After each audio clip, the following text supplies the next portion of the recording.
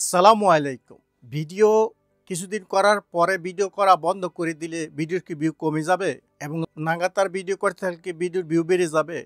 এই সমস্ত নিয়ে অনেক কথা থাকে। তো যে ভিডিওগুলো র্যাঙ্কে আছে সে ভিডিওগুলো এমনিতেই ভিউ আসবে, কিন্তু আপনি যদি লাগাতার করেন ইমপ্রেশন বেড়ে যাবে, প্রভাব বেড়ে যাবে ভিডিওর ভিউ আসার। অর্থাৎ মানুষের সামনে তোলা রিচ করা বাড়বে, মানুষের সামনে তোলা বাড়বে, সেক্ষেত্রে সবগুলোতেই কিছু কিছু ভিউ আসার সম্ভাবনা আছে। এবং ভিডিওতে যদি এঙ্গেজ ক্রিয়েট করতে চান, এঙ্গেজের মাধ্যমে অনেক ভিউ আসে, সেক্ষেত্রে আপনাকে প্রচুর পরিমাণ কমেন্টস করতে হবে, কমেন্টসের আনসার করতে হবে।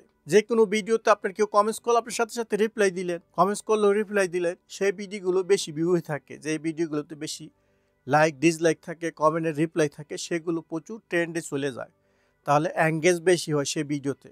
আপনি যে কোনো ভিডিওতে কেউ কমেন্টস করলে আপনি রিপ্লাই দিয়ে দেন, সেক্ষেত্রে দেখেন সেগুলোতে এঙ্গেজ অনেক বেশি হচ্ছে। আর যে চ্যানেলে কাজ করছেন সেটাতে লাগাতার ভিডিও পাবলিশ করতে থাকেন, তাইলে রিচটা কমবে না, মানুষের সামনে পৌঁছানোটা সবসময় লেভেল থাকবে, অথবা বেশি হবে বেশি আপলোড করলে।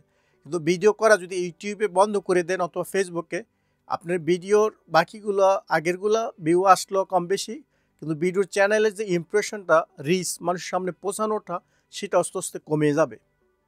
তাহলে এখানে মিসিং তাদেরকেই সবসময় র্যাঙ্কে রাখে যারা প্রতিনিয়ত কাজ করে যায়।